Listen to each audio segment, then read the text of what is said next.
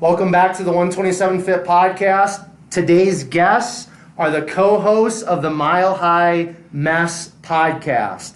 Today's guests are Shelby Hyde and Katy Decker. Shelby and Katy, I want to welcome you to the 127 Fit podcast. Thank you very much. Yeah, happy to be here. For sure. So ladies, we're just going to jump into a few questions just to kind of get the conversational ball rolling, and then we'll just kind of go from there. And then for my guests, or not my guests, but my listeners that usually tune into the 127 Fit podcast, today's podcast is going to be a little bit different. We're going to be talking about all kinds of things, so it'll be a little bit different than the normal fitness talk and things like that. So just not a forewarning, but just a heads up. So ladies, first question I have for you is, do you have a favorite book or book that you like to gift often? Katy, we'll start with you, then we'll go to you, Shelby. Sure. So I've always been a big fan of the book The Four Agreements by Don Miguel Ruiz. Have you heard of it? Absolutely. Yep, it comes up often on the podcast. Yeah, so it's a pretty popular book, but it's just these 4 rules to live by, and it goes a little bit more in depth into each one, but I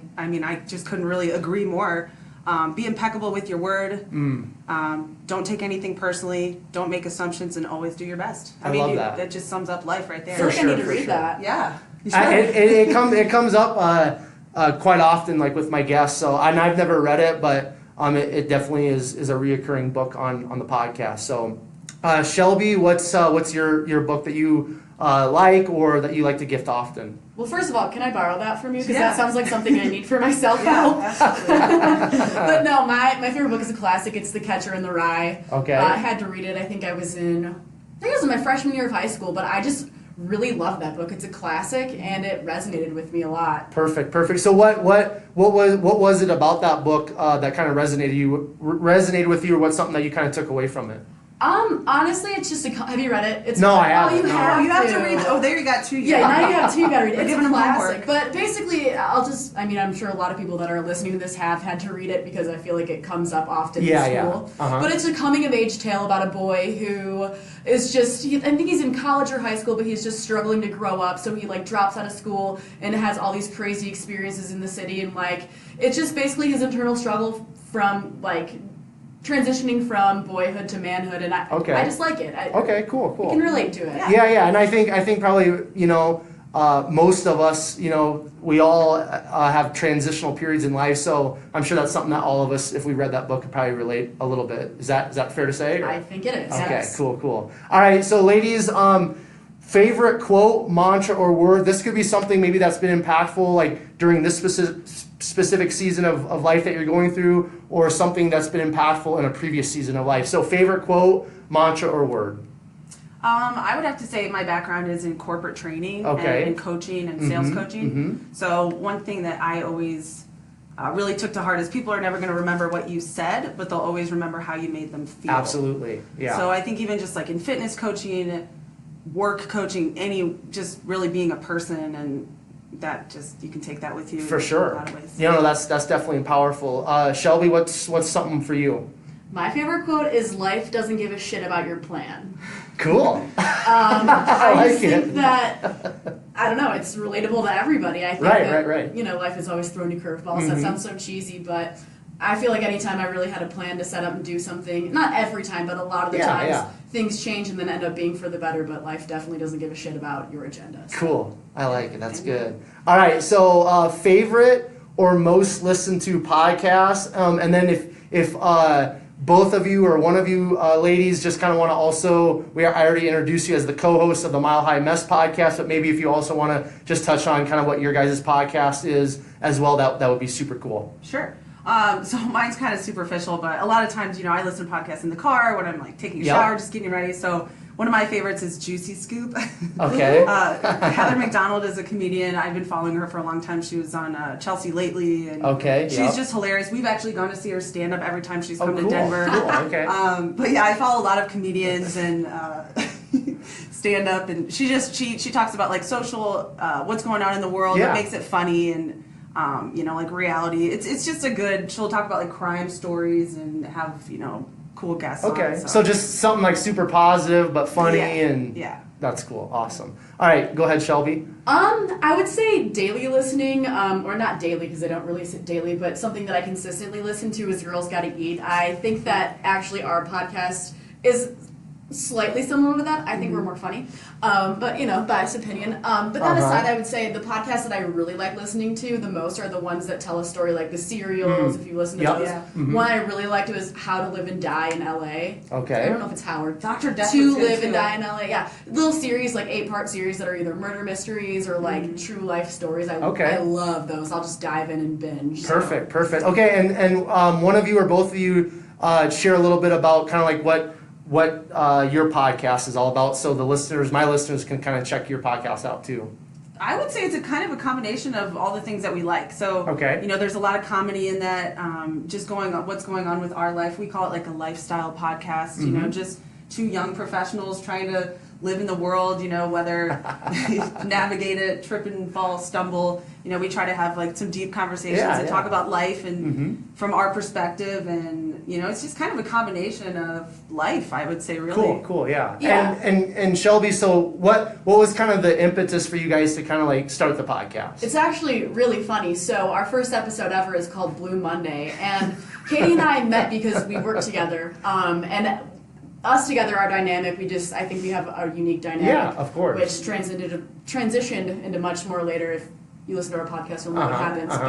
But we always just had a really funny banter and could bounce off of each other. People would always say, you guys should like have a show or start a podcast. For sure. And we were just feeling like really blue one Monday. It was Blue Monday. January 7th. Yeah. The most depressing day of the year. Yeah, it's after the holidays and everything. So we were just like, fuck it, let's just start a podcast. And so we did. And I think there's a lot of women who start podcasts and kind of have the same idea, it's like lifestyle, but really what we try to bring into our podcast is humor and just making fun of like ourselves and everyday life because life's stressful, and I think that like comedic relief is just such a good way to feel not alone in the world and to be relatable. We're not the only ones that are struggling. We're not the only ones that have these views or have gone through these things. Or our biggest goal, I think, is just to make people feel a part of a community and know that like life's a fucking mess most of the time. But like you can laugh at it and you're gonna have your ups and your downs and But yeah. Cool. Yeah, and I listened to your guys' latest episode, and I was listening to it while I was food prepping this morning and stuff, and I was laughing. So for any of my listeners out there, definitely go check out the Mile High Mess podcast. It's definitely, you guys are definitely, which I think is like the most beneficial thing or most powerful thing about your podcast. You guys are super like transparent, you're open, you're real. And we hear a lot of people talking about that stuff like on social media, like, be authentic.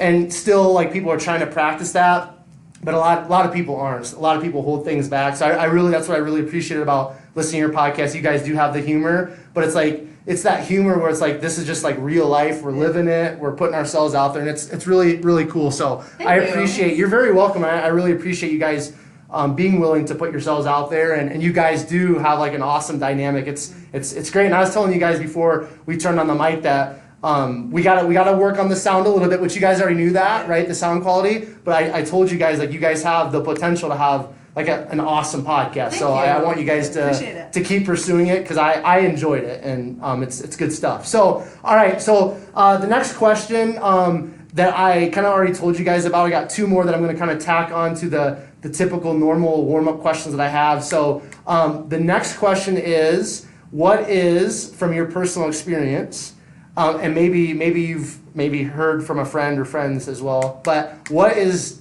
the best dating app in your opinion? None of them. That was my answer. Have you guys, okay, before you answer, have you guys tried Facebook dating yet? Hell no. Oh, okay. No, but seriously, they have like not like just getting on Facebook and trying to find somebody, but DMs? No.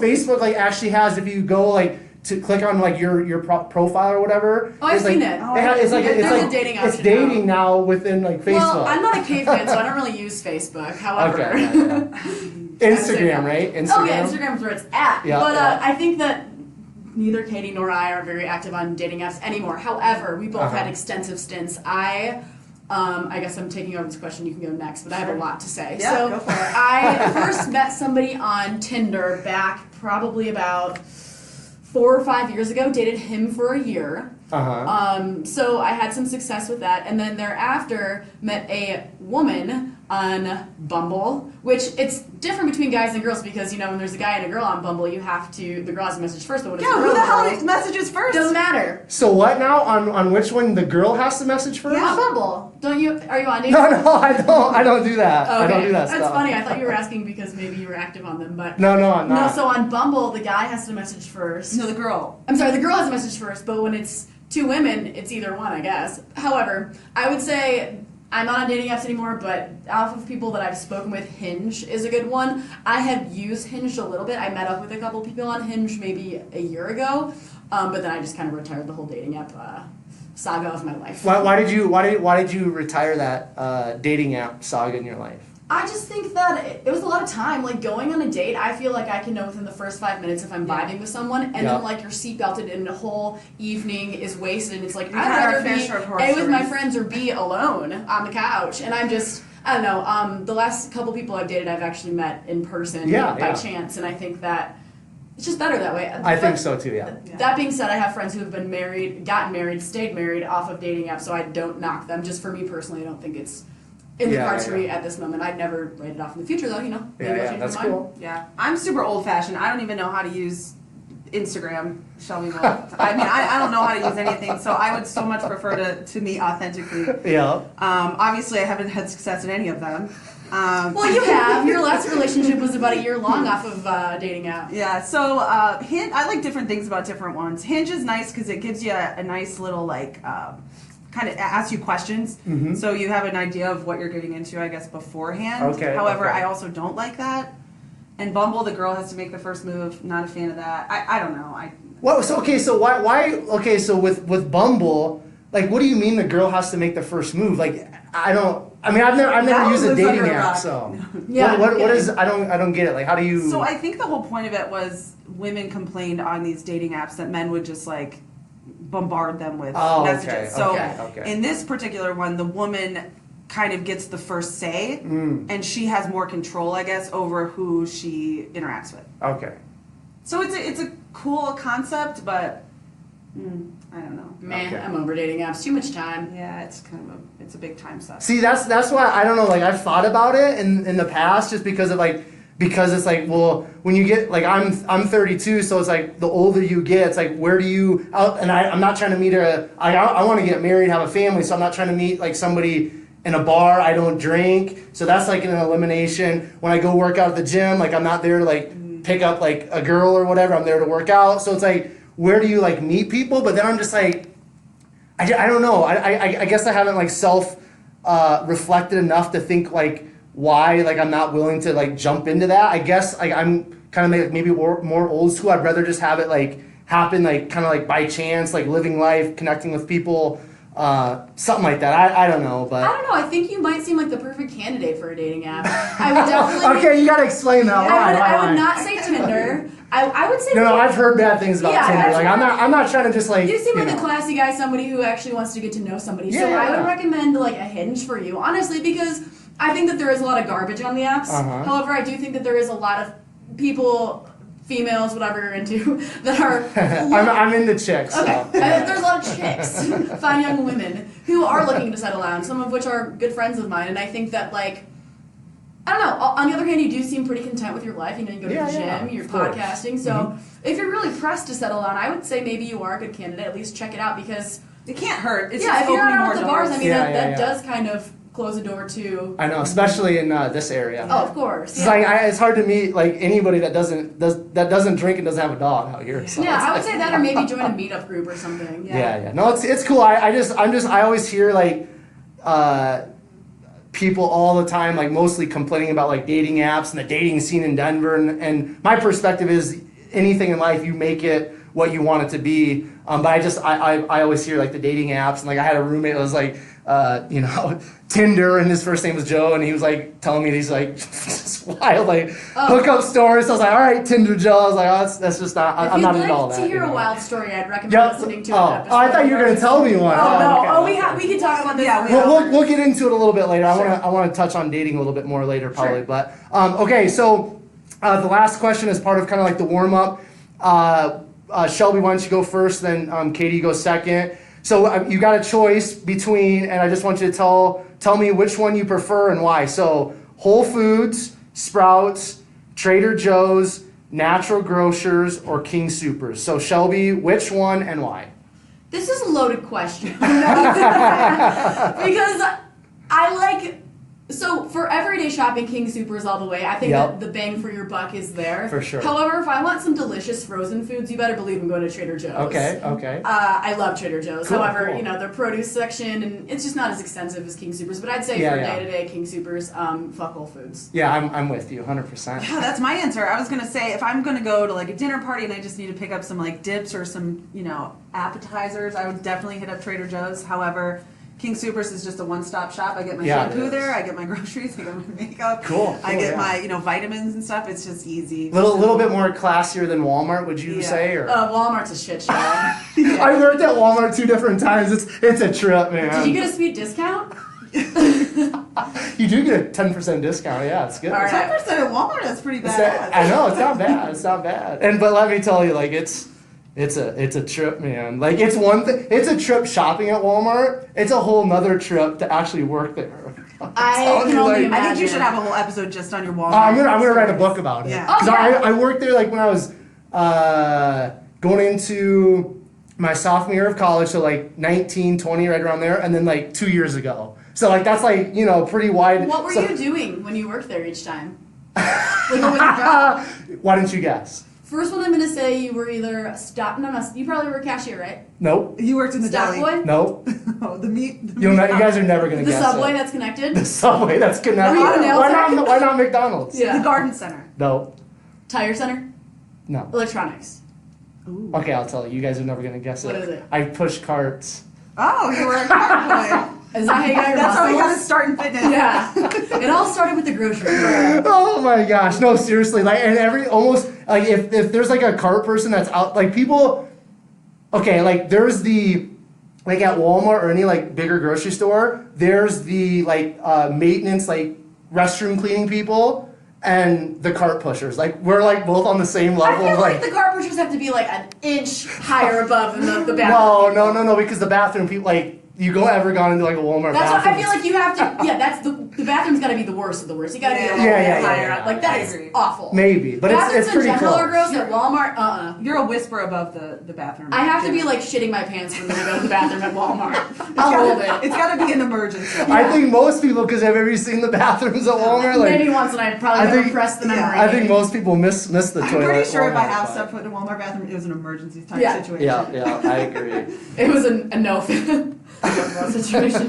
But no, it's people don't realize like it's actually a pretty tough job pushing carts. So anytime like I'm King Soopers, Walmart, and I see something to grab in the carts, I'm like, hey, thank you for doing that. Like I've been there. So Have you ever heard of I have Aldi? to actually. yeah, I have, but That's brilliant. what's the like, So, how Aldi does it is they have like a cart console, and you have to put a quarter in it to get Oh, a cart. wow. And then in Oh. order to get your quarter back, you return your cart. So you I get, like that. So it doesn't actually cost a quarter, but it's brilliant. Yeah, 'cause yeah, there's no yeah. cart pushers.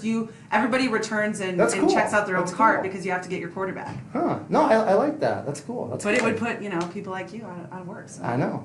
I need to push carts, but okay. So let's. I just want to just kind of quickly, ladies, just touch on your guys' like backstories, just because that's kind of like what I like to do on the podcast. So we're not going to go like super in depth because I just want to keep touching on some different topics. But so Katie, why don't you start? Just kind of like quickly. Where did you grow up? Kind of like what were those younger years like? Did you grow up like playing sports, doing the extracurricular activities, things like that? And then Shelby, you can take it from there. So Katie, where did you grow up? What do the younger years look like? Just not too long, but just a couple minutes maybe. So I grew up in Ann Arbor, Michigan. Okay, cool. Midwest. I have 4 brothers and a sister. Cool. Big Irish Catholic family. Mhm. My parents are still together. They still live in the Midwest. I'm a triplet.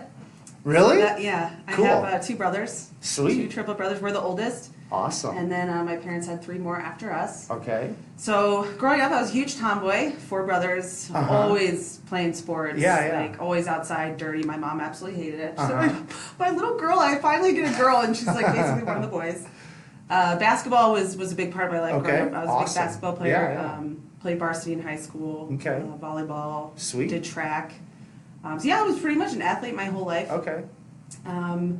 My family went through some hard times in Michigan and ended up moving all of us to Ohio in the middle of my junior year of high school. So that was kind of tough. My parents went bankrupt and lost everything. There's six kids. And so, financially it was a bit of a struggle, but it brought us closer in a lot of ways. Okay, cool. I went to college at Ohio University. Okay. In Athens, not Ohio State. Right. I'm from Ann Arbor. I would never be a Buckeye. Yeah, right. Exactly. So I studied fine arts in college. All right, I still played sports. I played in all the rec leagues and stuff, so I was pretty active in that, but I didn't play in college or anything. Yeah. So I was really into art and studied fine arts. I wanted to be an art teacher. Okay. But they got rid of the art education program my junior year. Okay. So I stuck with the art and then thought, I could go back and get a teaching degree. Well, that didn't work out. I came out of college with so much student loan debt that it was I just got to get a job. Mm-hmm. So I got a sales job, and that's actually where I met Shelby at that company. Okay. Right out of college, transitioned. I was there for about 7 years. Got a promotion out in Denver, so that's what brought me here. Okay. And I'm really fast forwarding everything. No, that's fine. That's fine. So we'll kind of just stop there, but. So basically, after you graduated college, even up to this point, you've been involved in sales. Is that what I'm hearing, or? Yeah, I had a sales job. Well, I actually transitioned more into training. So I was a corporate trainer for a while. Yeah, so that's probably most of my work experience would be sales training, corporate training. Cool. Okay, so before we go to Shelby's backstory, is there anything? And you kind of mentioned the kind of the family hardship or whatever, your parents going bankrupt. That's what you said, right? Maybe outside of that, just for you personally.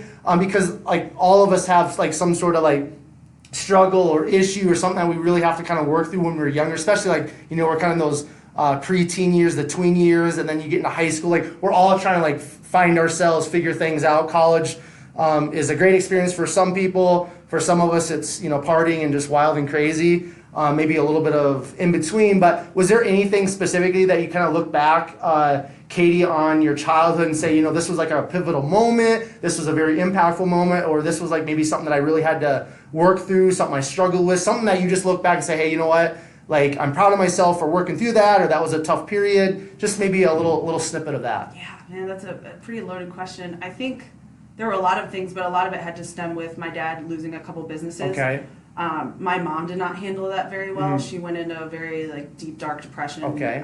Didn't really come out of her room for 6 months to a year. So at the time, my sister was she was in preschool. So I stepped it up and was, kind of played a mom role to my brothers and my sister. Just having to be more mature and independent at a young age, and not having my parents as that strong structure. That it didn't feel safe. My dad was always working, trying to fix the problem, and he was just completely mentally checked out and gone. My mom was just a zombie. So I felt during that time I kind of had to be the rock for my family and be strong because I still had a lot of little siblings at the time. Right. So I remember taking my sister to parent-teacher conferences and stuff. Wow. And, okay. Even though we had parents, and on the outside we were this perfect Irish Catholic family, and whenever we had to go make appearances, everything looked perfect.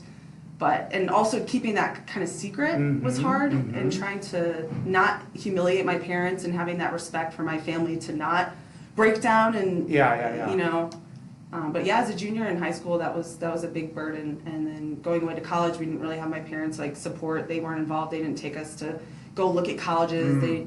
My brothers and I just had to figure everything out on our own. But it's made me really independent and be able to overcome adversity and just kind of mentally strong. And I think being able to be there for other people in those times too, just because I have been through it and I was forced to get through it. I paid all my college myself. I didn't have financial help from my parents, so I always had to kind of scratch and claw my way through and figure out, also while maintaining this pretty exterior. I think that shaped a big part of my life. Cool. Yeah, and I appreciate you sharing that, because that's real talk. That's real life, and that's what people can relate to, especially on the podcast platform. That's why it's just my passion and desire just for people to share their stories, because all of us can relate, because we're all human beings. We're all uniquely similar, but we're also uniquely different. But all of us can relate to each other's story on some level or some aspect, and that can really positively impact people. So I appreciate that. All right, so Shelby, little backstory. Where'd you grow up? Family life, younger years. Just a quick little snippet. Sure, yeah. So I grew up in Rochester, Michigan. It's a little bit outside of Detroit. I have 2 younger brothers. I was born and raised there. Until my senior year of high school, my whole family moved to Shanghai, China. Dang. So I actually graduated high school there, so Okay. that was interesting. Not much of an athlete, however. I was big into all-star cheerleading. Okay. Which is very surprising to many people because I have a tough exterior, but I was real into it. Like, started in, I think, 3rd grade and then just did it all the way through my junior year, competed, traveled, did all the backflips and all that crazy stuff. So that was a really big part of my life growing up until my senior year when my family moved. And I guess thereafter, I moved back for college, reunited with all my friends, started my first sales job in Cincinnati, transferred back to help open up the Michigan office, and then transferred out here in Katy.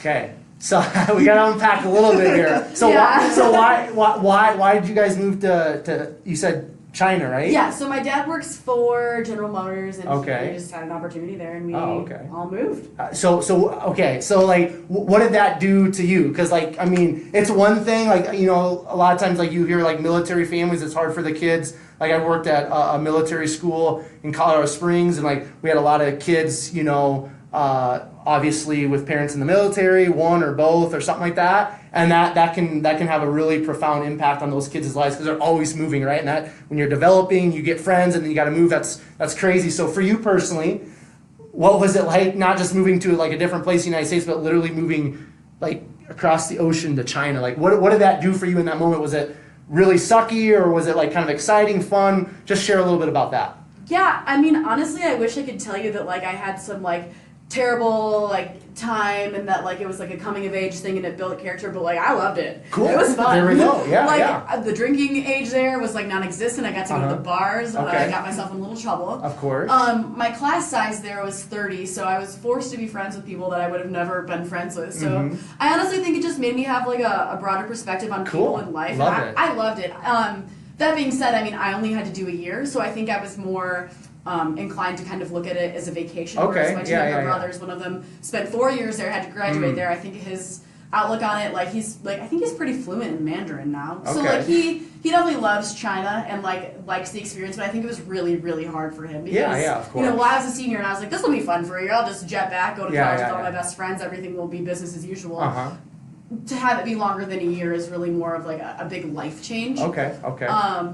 But yeah, I mean, there was ups, there's downs. There was no all-star cheerleading there. Yeah. So I got a little chubby, and then I started running. I did my first half marathon there, and kind of took that with me for a while. I'm not much of a runner anymore, but that was something that definitely changed me for a couple of years because I ended up doing a couple full marathons and really loving running. Okay, cool.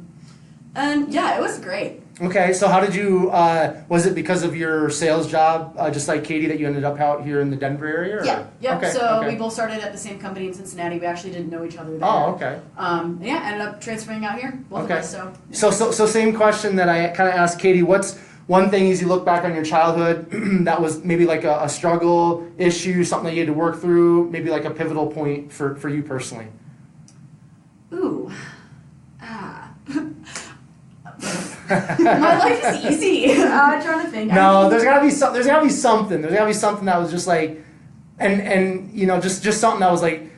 Don't you think though sometimes that could happen later in life? Yeah, of course, but I think there's always something like for me like my anxiety like really like came to come to be like during my tween years, so I had to kind of work through. There's always like you're right. There's stuff when we're older, but I think there's like every season of life there's the positives, and then if you want to call it negative or something that you have to overcome. So I mean, yeah, I was an angsty teen for sure. I think that more pivotal moments of my life have come later. Okay. And those have really like shaken me and made me question things. I think Katie's been there through a lot of them with me. But I honestly, I can't really draw on a single experience or time in my life when I was, you know, in high school or college that really shook me to my core. Moving was crazy. You know.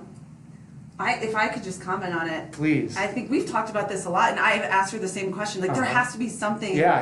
And I think that's why you struggle now with certain things, because she didn't really have that. And now it's like a reality check, like, oh shit, most of us went through this kind of crap a long time ago and grew with it and Shelby just kind of hitting y'all in the face at once. I'm going through it now. Did you have like, I mean, did you live kind of like a sheltered life, so to speak? Did your parents do a pretty good job of kind of like keeping you close to the nest, or what? I mean, no, I was, in terms of like having like a social life, I was like a drinker in high school, definitely partied, like I wouldn't say sheltered. Privileged, yes. I wasn't a spoiled brat by any means. I didn't have like a sweet car, but I had a car. Yeah. I had everything I needed. I had the clothes I wanted. So did I. Yeah, I wasn't spoiled rotten or anything like that. And I don't come from like a crazy amount of money, but like I had everything I needed. And of course. I had my cheerleading and my friends, and I mean, life was good. Transitioning into adulthood, at first was also very easy for me. I hit success very early with this company I worked for, but in these last couple of years of my life, I've really fallen on my ass. And, you know, I'm in the thick of like my coming of age right now, I'd say. Okay. With a lot of things that have happened with sexuality, my job, just my whole world's kind of been turned upside down in the last 2 years, and it's definitely shaken me and tested me. Cool. We're if you don't mind, we're going to touch on that, but I want to touch on something, and then we're going to move on, and then I want to talk a little bit about a few of the things you just mentioned there. But so you said when you were talking a little bit about the cheerleading thing, and you, when you tell people that, they're like kind of surprised because you said what you kind of like said. The quote was like because you have a tough exterior. So like what does that mean? Because you like, I mean, obviously the three of us have never met in person or ever before, but you like seem to me like very spunky, very outgoing. Like you have a very dynamic personality. You don't seem like you have a tough exterior, as you said. But so what is that? Sure, and I think everything you've said is definitely accurate. I think that getting to know my truly vulnerable side, me presenting myself that makes me look what I might think to be weak or questioning, vulnerable, that's something that not a lot of people see. Yeah. It's hard to get to those pieces of me, wouldn't you say, Katie? I mean, Katie knows me better than most people in my life. I mean, I don't think I'm a cold person. I'm friendly. I have a lot of people that surround me in my life, but I would say really getting to the root of who I am and the vulnerable side of me is something that not everybody gets to see. But it's something I'm trying to get better at. Yeah, that's cool. Okay. Yeah. Cool. Tough exterior. Gonna have to crack that a little bit, Shelby, huh? Yeah, I agree. Okay, so let's so you guys both like have worked in sales. That's kind of how you guys met or whatever. So Katie, like just talk a little bit about, I want to talk a little bit about sales. I want to talk about kind of like that professional world, because from my perspective, sales is like really important, and they always say like if you can sell something, like you're always going to be able to make money, right? So for you, just like in all of your sales experience, you can even touch on going to like your coaching, training, things like that. What's something that's maybe like a takeaway for you personally that's been like super valuable in regards to being in sales or then now like training and coaching? Sure, yeah. The biggest thing I always tell my employees as a sales trainer is find the why first. You can't fix somebody's problem if you don't know what their problem is. And being able to get that information out of them, whether it is what you're selling, if it's a service or a product, you have to find where the need is, because you can't sell something if there's no need. And to really start asking those questions and not be so focused on you and your sale, but really finding out how can you help. Right. That's the key to success when it comes to sales right there, whether in what way it's implemented or different techniques or how people do it with their own style. Some people are really easy to talk to and people just naturally open up, and some people have a harder time getting people to open up. Yeah. So once you can identify that being the main goal, then you just have to coach to the individual. Yeah. How do you? So you said it's important to find the why. So how would you go about that? I'm sure there's maybe some different language or different techniques or tools, but just generally speaking, how would you find the why? Maybe like in a sales setting, but then also that's super important, like in your relationship with Shelby, right, or your relationship with other girlfriends, things like that. So how do you do that? How do you do that personally with, like, let's say someone you're trying to train in a sales setting, but then how do you also do that like in kind of the quote unquote real world with friends, acquaintances, things like that? Good question. I think the foundation is rapport and trust. So when I transferred to the Denver office as a sales trainer, I came in there, they didn't have a trainer. So I had to, all these men, it's a male-dominated industry. Of course. So I walk in with all these men that think they're hot shit, they're sales guys, and I got this, what is this? little girl from Ohio going to tell me how to sell.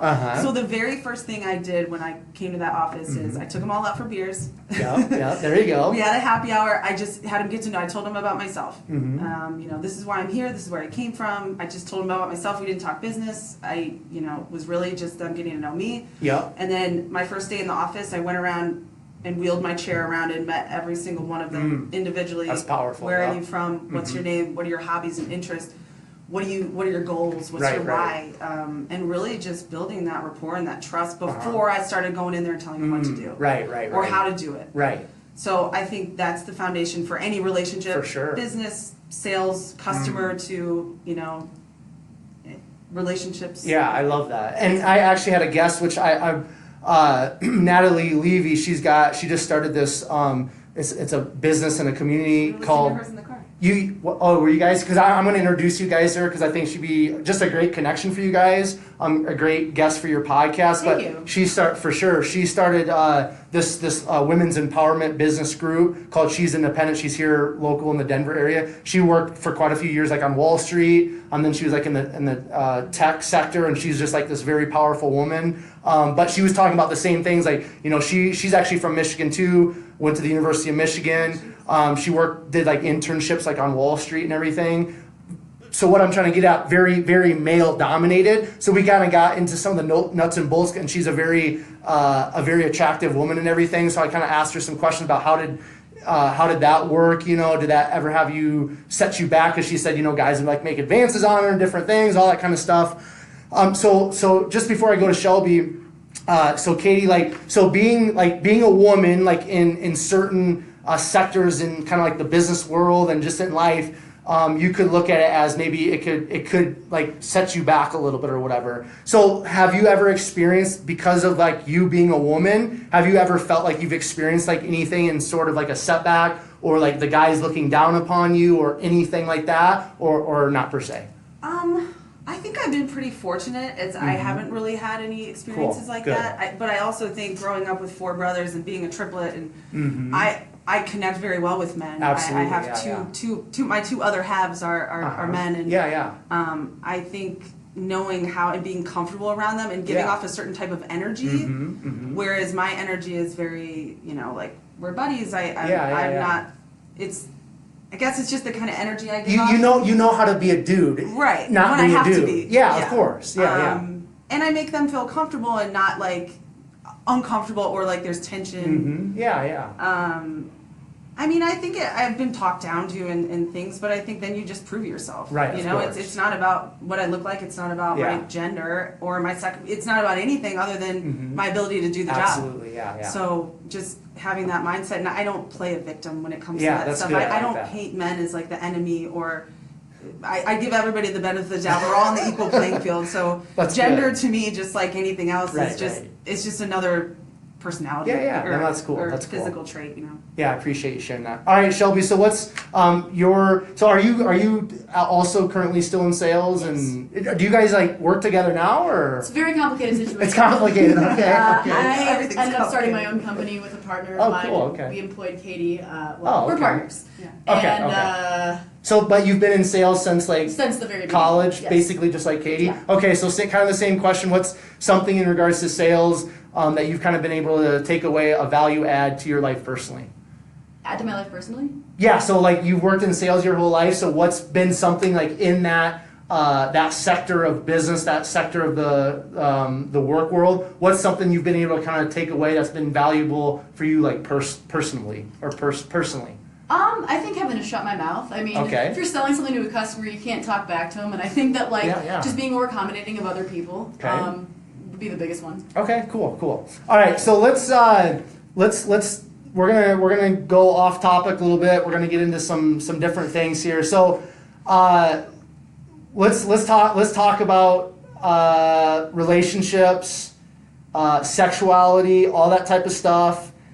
And for the listeners out there, like, oh my gosh, where are we going with this? Like, we already talked about this before we turned on the mic, so I'm not throwing anything like too crazy at the girls here. But okay, so Katy, like, so both of you got what do you? So I asked Shelby, like I asked you, right? Like, are you gay before we turn on the mic? Yes. And so what was your answer when I asked that? I said yes. Right, but then you said something else. I said, well, maybe not. Okay, so that's what I want to make sure I'm using like the right terminology and being respectful and all that. Well, so we'll tell you one thing up front: we're not very easily offended. So right, Yeah, I know, but absolutely. like for the listeners' Sure, sake, yeah, though, you know yeah. what I mean? Because They're getting uncomfortable, like, oh my gosh. Yeah, some of the listeners are like, oh no, Quentin's going there. But okay, so Katie, would you consider yourself like the same as Shelby? What she just answered, like gay, but So maybe not. here's what I'll tell you and Okay. all the listeners. Okay. Labels are for jars, not people. I've Okay. heard that one so many times. I've never heard that. That's In the good. course of our That's friendship, good. I've heard that maybe 27 times. Yeah, that's good. I think Yes. of all the terms that I've heard of, I would say I was more pansexual, which is really just means you fall in love with a soul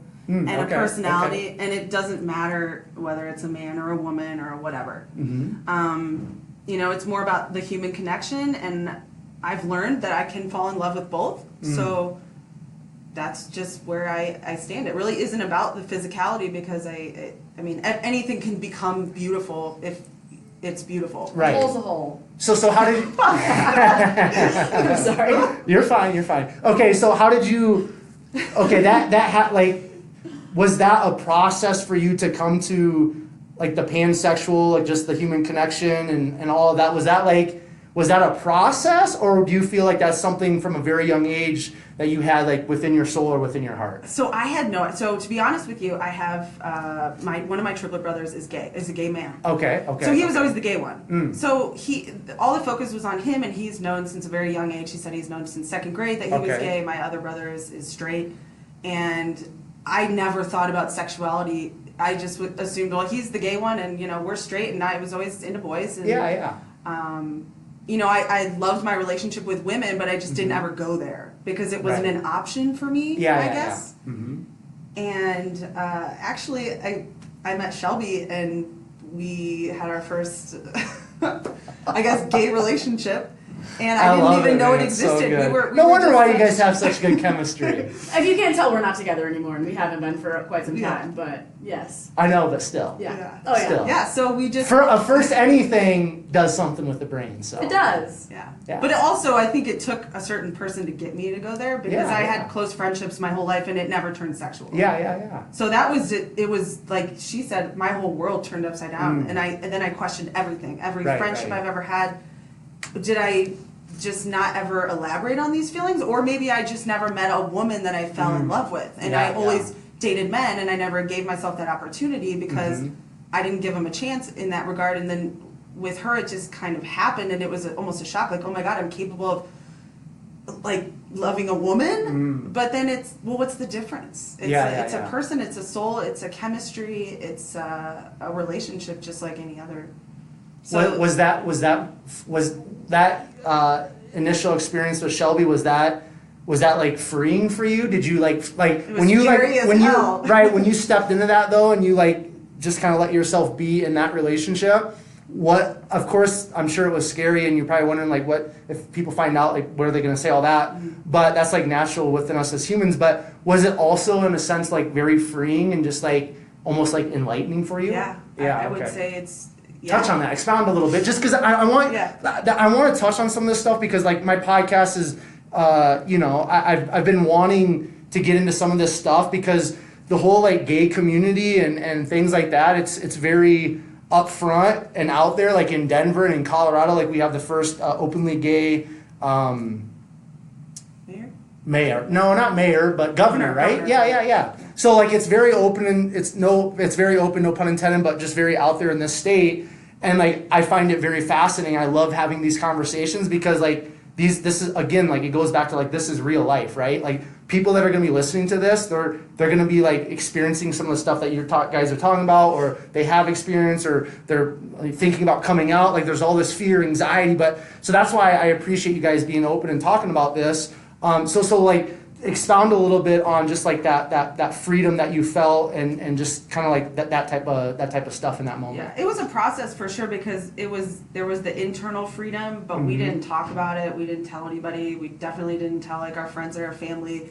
It was a very hush hush, secretive type of thing. Right. So I think first we had to come to terms with it within ourselves. And yeah, it was enlightening. I think just because it made me realize just that for me, it's more of a soul connection. I remember telling my brothers, struggling with dating, I just want to find my soulmate. Right. And it's funny because my one brother said I told him everything. He's like, you never used pronouns when you talked about like finding the love of your life. You always used the word soulmate.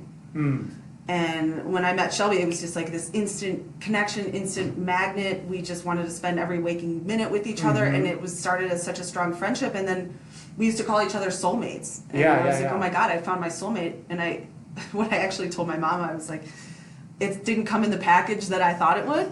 I'm very tall, and I always, like, the first question everybody's like, how tall is he? And I'm like, well, she's 5'4".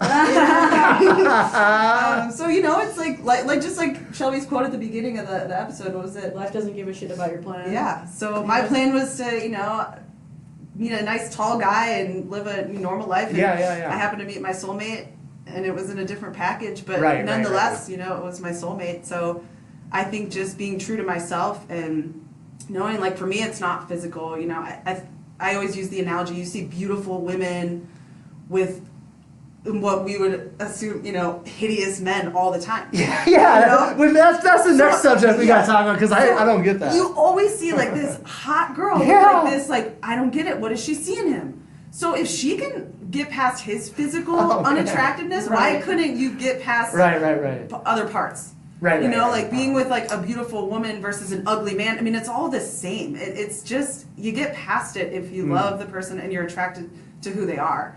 So that's, I was trying to explain this to my mom because it was very difficult for her to understand. Especially coming from the Midwest. I'm from Iowa, and so I'm like, Mom, you see those, like, supermodels with just, like, the hideous husbands? I'm like, it's like that. She's like, what do you mean? I'm like, they find them attractive because they're in love with them, and they see past the exterior, and that was kind of the analogy I used to try to help people understand. The physicalness of it. So just another question in regards to, like, because that's something that literally, like, it just mind boggles me when I see this, like, I mean, drop dead, physically gorgeous, beautiful woman, and I look at the guy and I'm like, dang, I was like, how did that happen? Money. So no, not always. It's sexuality. So my question is then, because, so, like, for me, like, the first initial, like, thing to, like, be interested for me in a female is, like, their outward physical appearance. Like I want her to be physically, like, cute, beautiful, gorgeous, all of that. And then but if I'm not physically attracted to that girl, like, I'm not even gonna, like, give her a chance. I won't. You're 100% right. Like, I won't even give her a chance because it's like that's important on a surface level to me. So for you, Katie, and then we'll get to you, Shelby.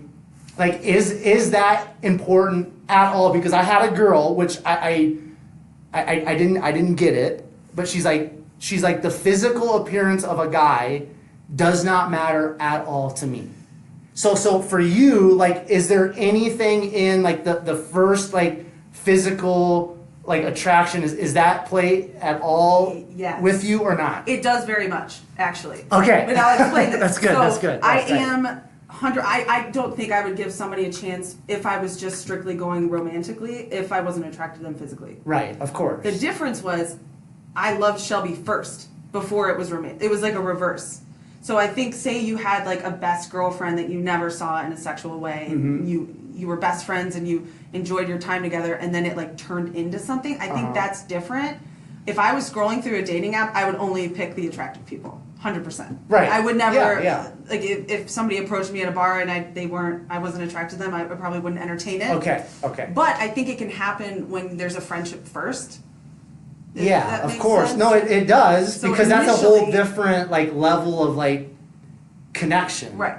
So just like if you have sex with somebody and you, like, never like saw them or whatever, you were drunk, like, there's something chemically in our brain that happens, right? So that would also be an example. But keep going though. I kind of cut you off a little bit. Oh no. So initially, like, if I'm just strictly out there to date or in a romantic way, yes, physical attraction does play a huge part. I wouldn't entertain somebody that I wasn't attracted to. Okay. Or that I couldn't see myself becoming attracted to. Right. Okay. But now I just, who knows? No, you know. Okay, Shelby. So for you, like your sexuality, that whole experience, how did that come to be for you personally? I mean, well, it's kind of a shared story with Katy, but yeah, I was only dating men until I moved here, and it was kind of like an instant attraction. Like I wanted to like push it down and repress it so much, but I remember like I kept having like sex dreams about Katy, Okay, and just you go. like I couldn't help my wanting to always be around her, to like not just like love her as a friend, but I just knew I wanted more, and I just pushed it down for so long, and then it finally burst, and like it was not freeing for me. Like inwardly, yes, I was happy. I was really happy that it had finally happened. Like I was with the person I loved, but like outwardly, I was not okay with it. And it's something that I still struggle with. Definitely not as much as I used to. And Katy's seen this whole transformation in me, and now I dress like a lesbian. She even looks like one now. No, you don't. Oh, I don't care either way. Whatever. Well, I'm just saying. Did you see don't. her shoes? Dims. You look like you're from Colorado. Yeah, I'm a hipster. You know. But no, like, so it was liberating in the sense where I was like, yes, finally I can have sex with Katy. But like in the other sense, it was just like, this is fucking awful. And then like, Why though? Because of like upbringing or what? Why was it? Yeah, awful? I would say honestly the root of that all stems from like upbringing. Like people here and our friends who saw us together were nothing but supportive. Like they're like, duh, that makes sense. They're like, we've been waiting for this to we've happen. been waiting. Right, Hello, right. like we all placed bets on it, and it finally happened. Like everybody knew. Place bets. That's Yeah, good. no, straight up. I'm sure. And I thought it was going to be okay telling my family about it, and like for the most part, my family was okay with it. But it's just kind of one of those things where it's not like you're shunned from the family, and never anything like that. But it's just more so like a sense of me not living up to certain members of my family's expectations. Yep. And I've gone to therapy about it, and Yep. I think that I have coped with it a lot, not to the fullest extent. And it's just hard for me because I really can't sit here and tell you that I have confidence that I'll end up with a woman. I don't know. I think I probably will, but like much kind of like what Katy was saying, like I think that I can fall in love with whoever. And it's funny when you guys were just talking about, like physical attraction. I think that like I agree with you in the sense that I'm not going to pursue somebody who I'm not like outwardly attracted to. Right. But I think for me, like when somebody that I'm not attracted to like acts a certain way, carries themselves in a certain way, starts to have that swagger, you see a different side of them. I think that they can become more attractive because I've actually dated some people who at first I like, I was like, ew, they're ugly, because that's never going to work, but like never even considered as a potential prospect. But then after getting to know them and like seeing how they carry themselves, they become attractive in your mind's eye. It goes the opposite too. Somebody Oh, yeah, you think who's is gorgeous. We both have dated very attractive Of people, course, and yeah, then yeah. it's just Yeah, like they're hideous. yuck. Yeah. Oh Right, my god, right. gross. Yeah. Yeah, So yeah, it goes both ways. Sorry, I got a little off course. topic there. No, But you didn't. You're good. We're just three adults chatting, chopping it up. It's all good. Okay, so the elephant in the room for me then, okay, and probably some of the listeners, and I'm going to ask it, and then we'll move on from there because we've already been going for almost an hour. So from both of your guys' perspective, and like just hearing you out and me asking about your sexuality, how that come to be. So like it all came to be like Shelby with Katy, Katy with Shelby. Is that's correct, right? Yeah. Okay, so and then like you both have like very seemingly great things to say about each other. It was a great experience, like falling in love and all that. But then like you said, like you guys aren't together today. Is that correct? Correct. Okay, so how like you guys stepping into this experience in regards to like sexuality together? It was like on some level it was very amazing, beautiful, fell in love, all that type of stuff. So then like why hasn't that continued? So I'll ask. Okay, you can go first. Yeah. No, you can go first. Okay, go ahead, Shelby. Whoever wants to I'd go love to first. hear your side of the story too, actually. So this is going to be great for both of us. But Okay. here's my interpretation of our entire relationship. Okay. It was the first. No. I have Hey, nothing. you know what? You guys are gonna have to. I'll send you guys the link, and then you guys have to post this on your guys' podcast too. So. Yeah, sure. Because I'm sure your listeners have you guys talked about this like on your podcast. Yeah, a little bit. We Oh. started to. You started Yeah. to, but well, it's we're just gonna finish interesting it today. because our podcast started when we were both straight, so a lot of it was us talking about okay. dating men, Yeah, yeah, and yeah. then we started dating in the midst of it, but then didn't want to tell people because it would throw everything off. But Yeah, now yeah, we're yeah. fully transparent. Yeah. So it's kind of a cool thing to actually be able to hear that, because even in our early episodes when we had we were both straight. Yeah. Our friends would say, like, you guys, are you sure? Like, my brother was like, are you guys gay? So it's kind of interesting to hear the whole progression, and then eventually and that's the thing, like, you guys started sharing your story, and like, you guys, I didn't even know you guys had dated, but like, I told you straight up, right? Like, when I was listening to that episode, I'm like, you guys like have chemistry, right? Like, I told you that before we even turned on the mic, but I didn't know you guys were like dated or whatever. Yeah. So okay, so back to the. So my interpretation of our style. Yes. So yeah, in a way, I think that for me, falling in love with Katy was almost like falling in love for the first time, because it was a totally different experience. Right. And I don't think many people end up with the first person they ever fall in love with, right? It's just not probable. There's a lot of things that happen along the way, a lot of learning, but I think what it came down to is a couple of things. The first thing was that I was a lot less comfortable with being with a woman than Katy was outwardly. Inwardly, it was great. Like, I loved Katy, but I was very, very insecure about being with a woman. And therefore did things to sabotage a relationship, would decide one day that it wasn't for me, try to date guys again. Not happily. I would hate dating guys. Like, I would go on dates and be like, this fucking sucks, I just want to hang out with Katy. But I was just internally struggling so much. And I feel bad for those guys, man. I feel bad for her. Those guys are fine. I just want to get in. Dating app guys, come on. Hey, we're not all the same. No, but you're not on a dating app, so that's no, fine. That's true. So that was part of it. I think that also, that was a big contributing factor, but I think that fundamentally, Katy and I were meant to be friends. I think that, for me personally, like, I need somebody who really can call me on my shit and put me in my place, and Katy's just so goddamn forgiving, and she definitely would put me in my place, but, like, I need somebody who's a little bit more stern, and I think, like, that amongst the other reasons of, like, insecurity and blah, blah, blah, we had a bad breakup. I mean, not, like, the worst, but it came to a head, and it was not pretty. And we broke our lease. We were living together. We broke our lease. We broke a lot of things. Yeah, we broke some picture frames. Like, we broke hearts. Everything was broken. Sounds like a Taylor Swift song or something. Seriously. But I think that what's great and what has allowed us to defy the odds and be such good friends now are a couple of things. I mean, we broke up over a year ago, and shortly thereafter we both rebounded. Mine was more of a rebound, hers was more of a long-term thing. Yeah. But we took, like, a solid month or two and, like, didn't really communicate, and actually took the time to kind of mourn the loss, reflect. Although I think our relationship had been dying for a couple months, but we still were together, if that's what you want to call it. Yeah, that's profound, I think.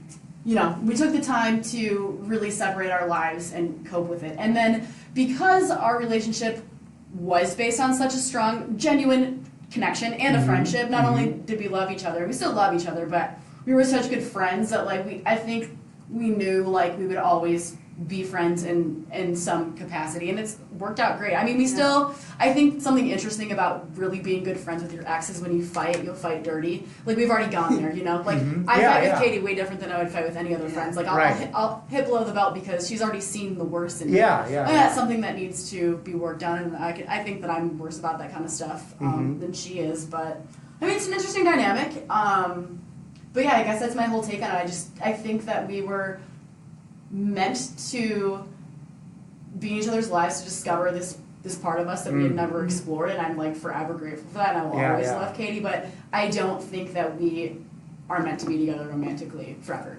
So that's my whole take on it. But I'll take most of the blame for our relationship falling apart, because I was an asshole. I cheated. I was so insecure. I mean, so from that experience with Katy, the initial experience or whatever, do you feel personally, truthfully, do you feel like you've grown as an individual, as a soul, as a woman? Absolutely. I've gone to a lot of therapy, about a year of therapy, that I think has helped a lot. I'm accepting myself more. I did things I never thought I would do, I definitely have grown. Still have a lot of growing to do, don't get me wrong, but yeah. Well, we all do. We all do. Yeah. 2019 has been like just a wildly crazy growth year for me, you know what I mean? Yeah. But so just before Katy kind of takes her take on the relationship, so because you've used the word, and so has Katy, and I'm going to ask you too, Katy, but you guys have both used the word love like a lot, like falling in love, and like I kind of have my own perspective on love, because that can be a very we say we love our dog, we say we love ice cream, we love this person, like in America, in our culture, the Western culture, like we have one word, it's love, and we use it in all these different, ways to describe different emotions, feelings, things like that. Other cultures, there's different meanings behind the word of love, whatever. But so do you, Shelby, believe in love? And if so, what is love to you? I definitely believe in love. Okay. I think I'm a hopeless romantic deep down, but yeah, not many people know that. No, I definitely believe in love. And kind of like what you said, love to me is a number of different things. I do think that there's a difference between loving somebody and being in love with somebody. I think that I've loved a lot of people romantically in my life. I don't know if I was in love with them.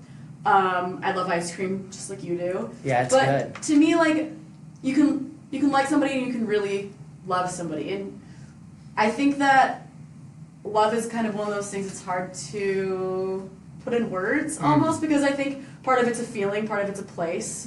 Okay. Part of it's like knowing that your feelings are shared by the other person, and I don't know. It's hard for me to say what I think love is, but I do believe in love. I hope to find true love one day and settle down with it. Yeah. Whatever. Okay, so I'm just gonna not in a bad way, but just challenge you, because like if you wanna find love, like, how do you find something if you don't know, like, what it is or what you're looking for, right? Yeah. So that's just something, not to challenge you, like, in a bad way, because these are all questions that, like I've had, because I'm like, dude, like, I want to get married, like, I want to have a family, like, all this stuff, but it's like, you have to, like, work through certain things and, like, really understand, or, like, be seeking to understand, like, what you want if you want to find it. That's, like, my perspective. So that's something that I would just challenge you and encourage you in, is like what is love to you, and what are you looking for in the sense of love? Yep. And I don't think it has to be concrete, because life isn't concrete, right?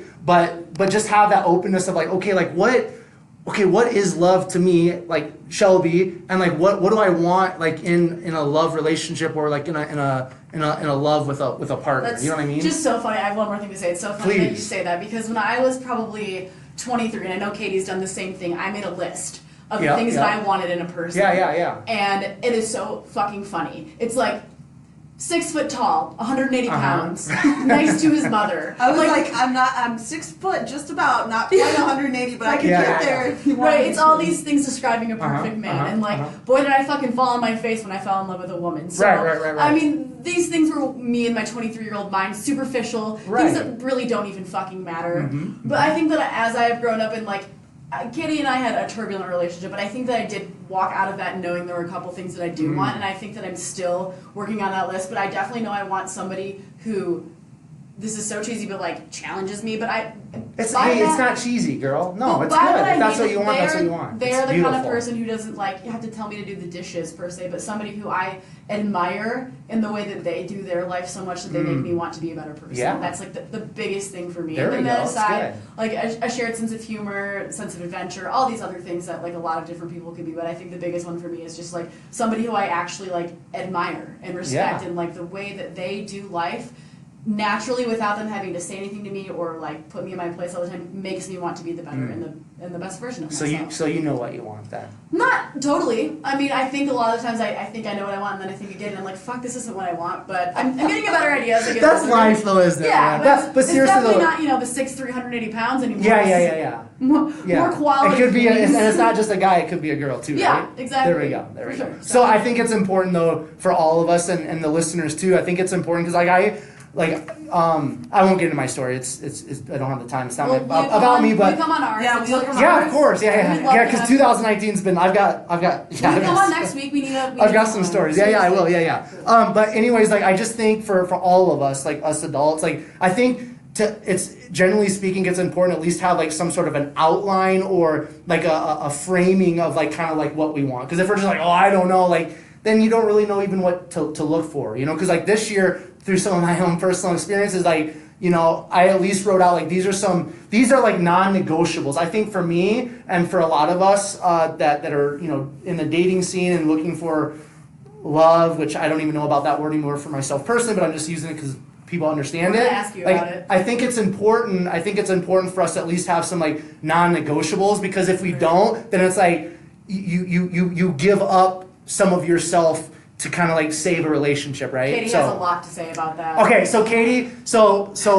what's So relatable. your perspective now on your initial relationship with Shelby? Very excited. And then also, after we kind of get to that, and you can answer it however you want, but then also, like, do you believe in quote unquote love? So Shelby first, and then love. Okay, so I think actually you said it pretty well. I think a huge issue was the inconsistency and I always use the phrase one foot in, one foot out. Mm-hmm. Yeah. When it was just us and we were comfortable in our little bubble, and we didn't have to go out in public or be affectionate or hold hands or discuss it with family members in particular, everything was great. But the outside stress of that, and like I'm the kind of person, like I'm a huge softie and I'm a lover. I don't know if you guys are into horoscopes. I'm a Leo. Is touch your love language? Yes. Okay. I just want to love. I'm a romantic, and I love hard, That's and I'm beautiful, full in, and I'm loyal, and I will give myself to that person, almost to the point where I do sometimes lose myself in relationships, which is I think what you were alluding to. Well, just him touching on the fact of having to sacrifice things and then you're giving up a part of yourself, which is a situation she's found herself in recently. Herself. I mean, really, I was engaged at 24 to a guy, and we have a whole 3-part series on that fiasco, okay. but. That's probably a weakness of me that right. I'm trying to figure out how to fix it. But so when I love hard, I'm in it, I'm committed, I'm loyal, whatever it takes. If that means I have to be uncomfortable around my family, and if that means I have to tell my mom this big secret and deal with that, it's worth it. Yeah, to me, for my partner, I put my partner like first above everything. Above being uncomfortable, above what I thought I was. It doesn't matter. And with her being so uncomfortable with it, it made me feel like I wasn't enough. I hate that. I still feel bad about that. But I understand. And not that I was super comfortable with it. I wasn't. But I was like kind of committed so far. I remember you got mad at me one time because you blurted it out to your family, and I hadn't told my family yet. And like that weekend, she was out of town. I told my family. Because it's like, I'm here to make this work. And, I put 100% into it, and so I think that just a big part of it was just she wasn't comfortable with it. She wasn't comfortable with the sexuality. I think Shelby was really scared. Like, I didn't think long term. I just kind of thought, like, this is what I want right now. And Shelby was like, she valued our friendship so much that she didn't want to mess up our friendship. That's powerful, too, And that was a conversation that we would have a lot, like, I don't want to get complicated because I want you as a friend forever. And I would say the same thing, but she kind of looked at more big picture, and I was more like swept in the moment of it. So I think that disconnect there, and really just not the right time, like she said. We were both. It just wasn't really the right time. I think she needed to go through some more relationships to figure out what she wanted. I had some more experience with like more a serious relationship. I was engaged, so I was kind of like, we're like married up. This is how it is. And she was still, I'd catch her on the dating apps, and she wanted to go date other people. And I think she got antsy and restless, and like, I'm too young to like really settle down. And, I don't want this to be it for the rest of my life. Maybe I'll circle back. And it was just a lot of like in and out. Touch and go type things. So is there like, what's the age difference between you two? I'm 32. I'm 29. Okay. So not that big. So love. Do you believe in love? Of course I do. Okay. Yeah. What is love to you then? I think for me, it's like a soul. Like I mentioned, soulmate. For me, I'm an energy person. I think you feel a certain comfortability with somebody and their energy, and it's calming, and it makes you feel like home.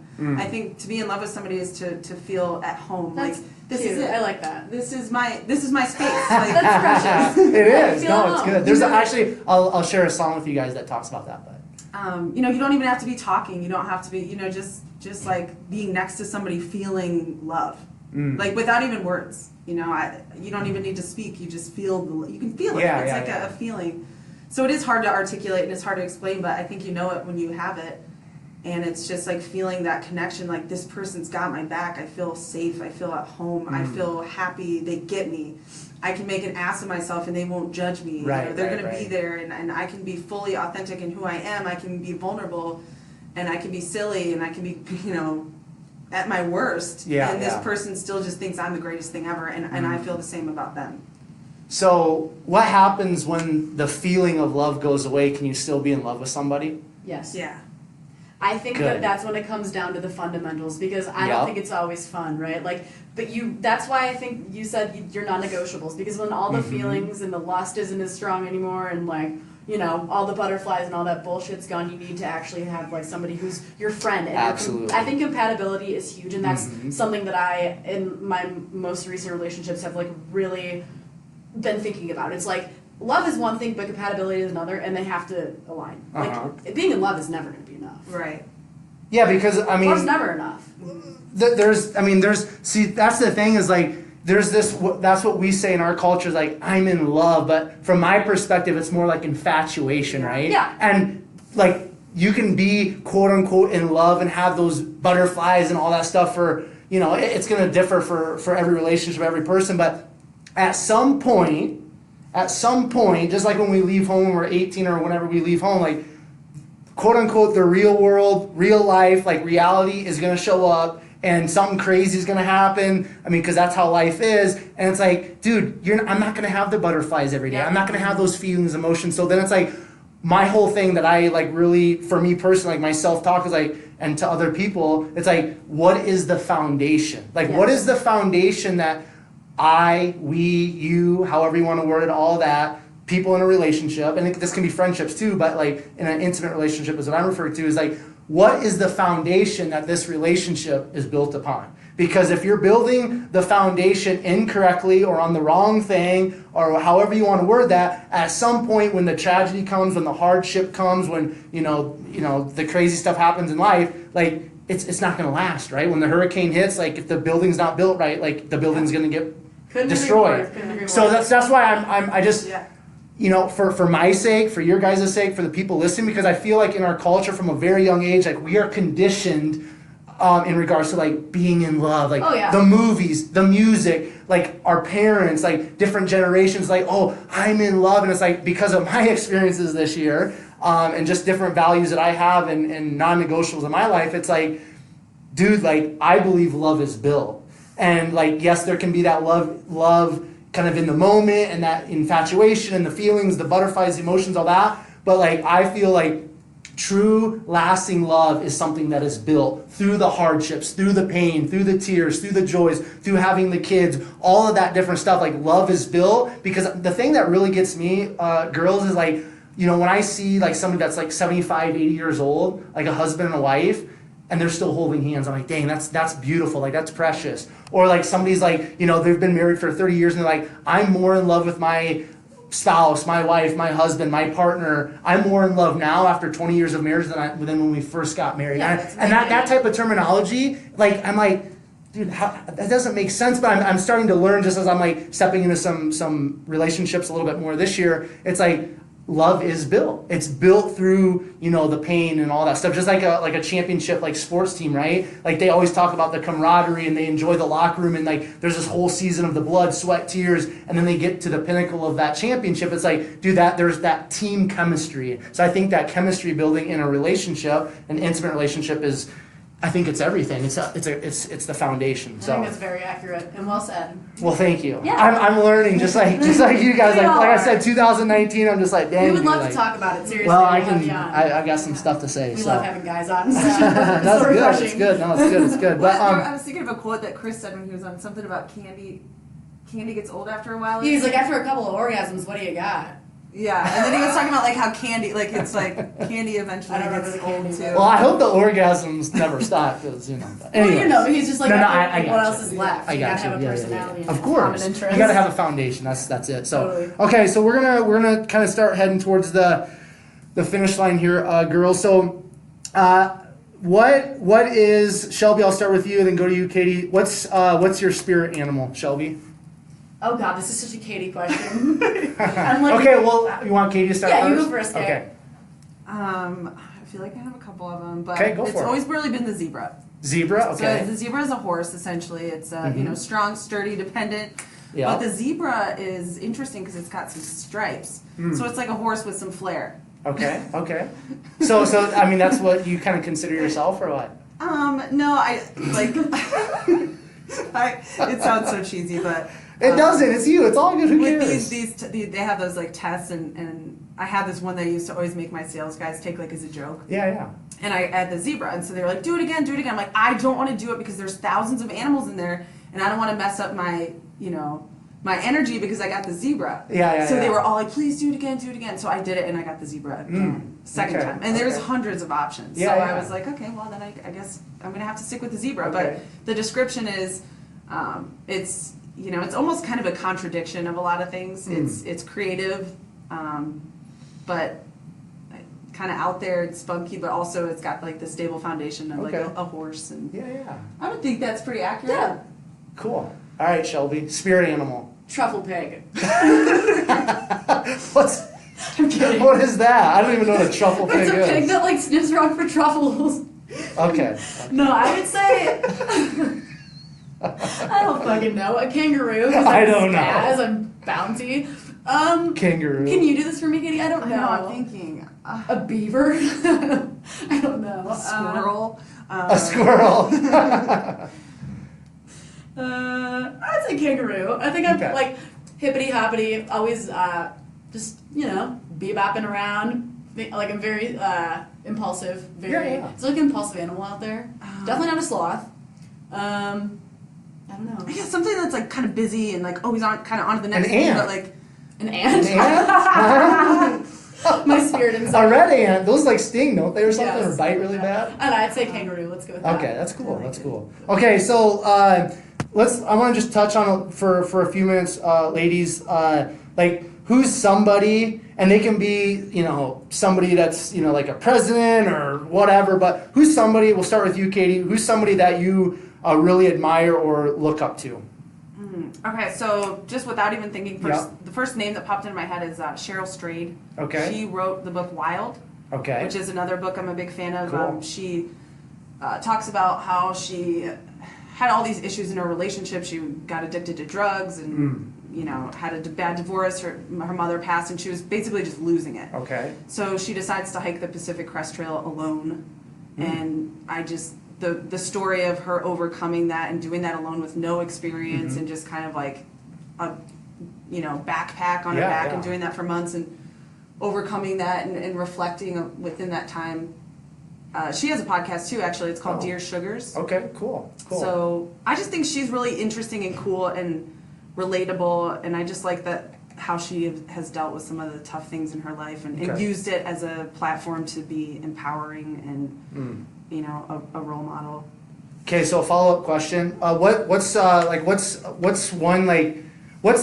a trait, and this is outside of like the romantic stuff or whatever. I mean, it can be applied to it, but what's like one trait in just a human being that's really attractive to you, or that you really, really admire?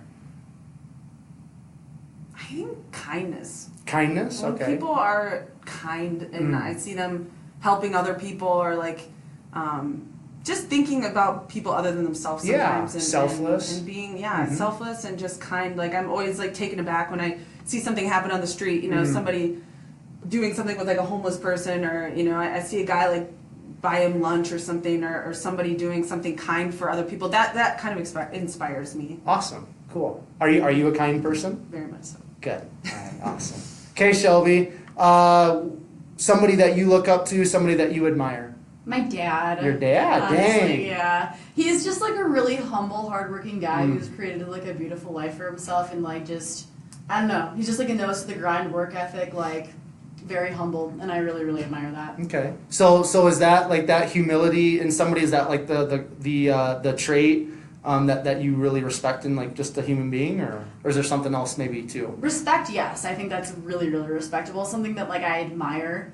I just think people with like quick wit, I love that shit. Somebody who like can fire something back that's like really clever. It gets me every time. Are you like that? Can you do that? I think sometimes I can. Okay. But Yeah, I can't. I respect that too. Like people have like, I'm like, dang, I was like Like, where'd my you get brain's that like really from? slow. So I'm like, I don't know. know. People with minds like that, I just think are like attractive. Not even like in a sexual way. Just that's the kind of person I gravitate towards. I think Katie has a lot of those. And that's I have probably it our friends.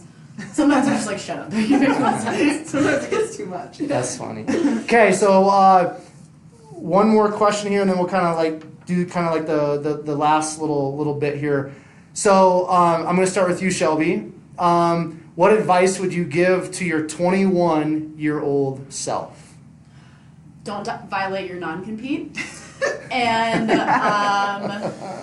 It's a good one. keep your head down, keep working, keep going to the gym, drink less. That's it. Cool. I'm not too disappointed with the way I've turned out so far, but also you might be gay, so heads up for that one coming. There we go. All right, Katie. What would you? What advice or what would you tell your 21-year-old self? To be honest with you, when I was 21, I was a bit of a mess. I came home. I came home one time and there was a book sitting on my dresser called "How to Overcome a Quarter Life Crisis," and it was from my mom. So she just kind of put that on my dresser. Man, I would have a lot of advice. I would say, first and foremost, it's all going to be okay. Yeah, for sure. And just keep, having faith, be optimistic, think positive. Yeah. Because it's easy to get lost in the doom and gloom of things and kind of fall down that negative spiral. So I would just reassure myself it's all going to be okay. Just be you, be authentic, and work hard, and have faith that it's all going to be okay. Beautiful. All right, so Shelby, this is the question before the last question. Where do you want to be in 3 years? And you can take that however you want. That could be professionally, personally, just like whatever. Where do you see yourself? Where do you want to be in 3 years? Professionally, I want to be back working for my business and having it grow and flourish. I think personally, I want to be just keep on working on being okay with who I am and myself and the uncertainty of life. Geographically, I don't know. I don't mind Denver, but you never know. But yeah. Okay. Katie, 3 years. Where would you like to be? My answer is always to be happy. I think, I would love to keep doing the podcast. I think that's one thing that I hope that we're still doing it. We don't have huge aspirations. We're not trying to be famous or anything, but we do enjoy it and we want to get the word out. We think other people would enjoy it, and we have a lot to say. And of course. Bringing guests on, and we learn from it too, just as I'm sure you do. Yes, absolutely. So I would love to. And you guys got the chemistry. You got the chemistry. Yes, that's one thing we do have. So I would like to continue with the podcast. So hopefully that'll be up and running. Me too. Doing well. I'll stay on you guys. I'm going to be your guys' accountability partner. Please do. And you guys can move to like Australia or something, whatever, and I'll still be on your butts because you guys have been released this week. What happened? Yeah, I'll stay on you. You guys got it. So. And I think with work, building our business, shall we come back to work and making that grow and maybe getting a big office space, hiring some people. Hell yeah. I personally would like to move up into more of like a training role. So if we get bigger, going back to what I love to do, which is training, coaching, inspiring people, and so if we can grow or things that happen with that. And I would like to be in a partnership where I'm happy in a loving relationship. I wanted that my whole life, and it's still something that I have my eye on, and I hope it happens for me. Yeah, it will. It will, right? Yeah. We're young. Like life is young, so just got to be patient. Allow life to unfold as it's supposed to. So, okay. So anything? I didn't lie, but I did say that was the last question before that. Asked the last question, but I do want you guys to give you the opportunity. So, you guys can choose whoever goes first, but is there anything, we've had a very thorough conversation, talked about a lot of awesome stuff, but is there anything that you guys would kind of like just want to put out in the world to the listeners, to people that are going to be listening to this in like 5-10 years? Is there anything that's like burning inside of your heart, inside your soul, that you want to share, that you want to get out there, that you want to kind of just, what's that? It's something I can't say, unfortunately. But no, I would just say listen to our podcast. We're on iTunes. We will be on Spotify. Instagram, Mile High Mess Podcast. And this is awesome. I don't have anything else much to say than that. Come on, that was lame. Wow, you could do better than that. What have you learned, through this experience that you want to share with other people? In life? Yeah. I would say don't ever write anything off ever. I don't think that speaking in absolutes does anybody any justice. And that's something that I've learned. You never say never because you never know. I like that. Thank you. Yeah. Katie. Follow the 4 agreements. No, I think too, setting expectations is like, it's good to have goals, but at the same time, when I was engaged at 24 and my expectations were that I would be married at this age and we'd have this many kids, and it just sets yourself up for disappointing. Of course. So I would just say, life's a ride, enjoy it. Do what you want to do, live your life and enjoy your time the way you want to spend it.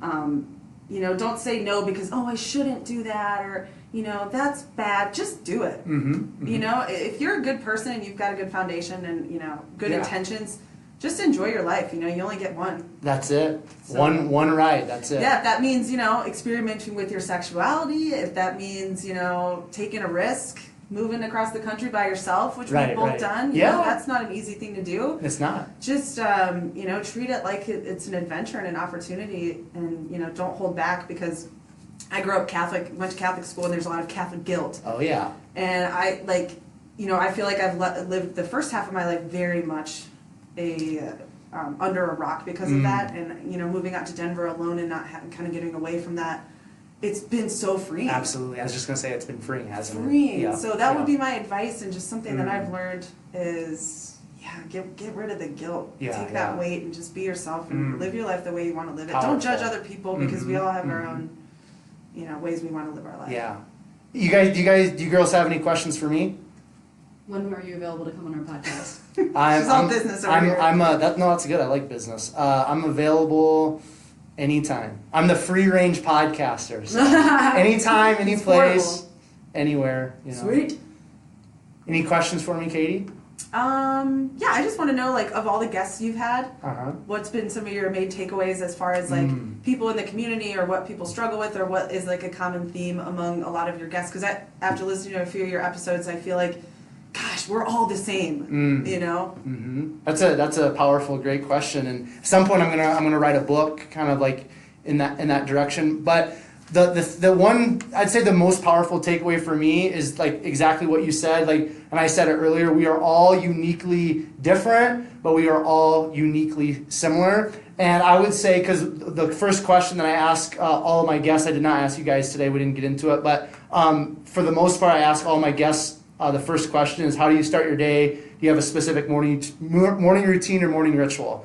And I think I've got close to 90 episodes. And I would say probably all but maybe 4 or 5 have a pretty specific morning routine or morning ritual. And I'd say within those 4 or 5 that don't, they're young moms for the most. But I think all of them. I think maybe there was one dude in there that didn't really have anything too specific.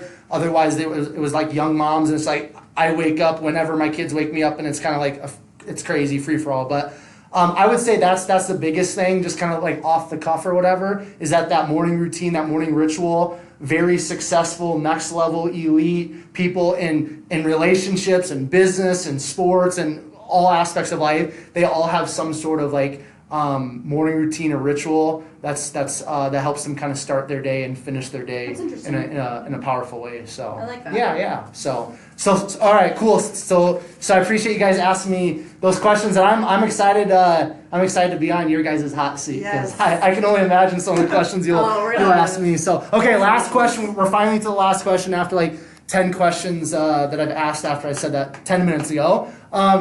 Shelby, one word to describe yourself.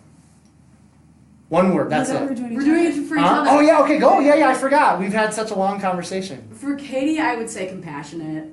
Compassionate, cool. Yeah. All right, Katie, for I was Shelby. going to say persistent. Persistent. She puts her mind to something and she does it. All right. Okay, so Shelby, one word to describe me. Tatted. Tatted. That's easy. No, okay, Katie. I would say thoughtful. Thoughtful. Yeah. All right. Sweet. Okay. So, girls, Shelby, you kind of already mentioned where people can find you, but Katie or Shelby, whoever, one more time, name of your podcast, where they can find the podcast, where people can reach out to you. Because seriously, just you guys being transparent, being open, sharing your stories, some buddies are gonna just resonate, and they might want to just ask you some questions through direct message or something. So where can people find you and reach out to you? Yeah, message us on Mile High Mess Podcast on Instagram. You can listen to us on iTunes. We will be on Spotify within the next 2 weeks. We are just working on that now. So cool. Thank you very much. We have a Gmail too, milehighnmesspodcast@gmail.com if you prefer that. DMs are better. Slide in, baby. Yeah. Yeah.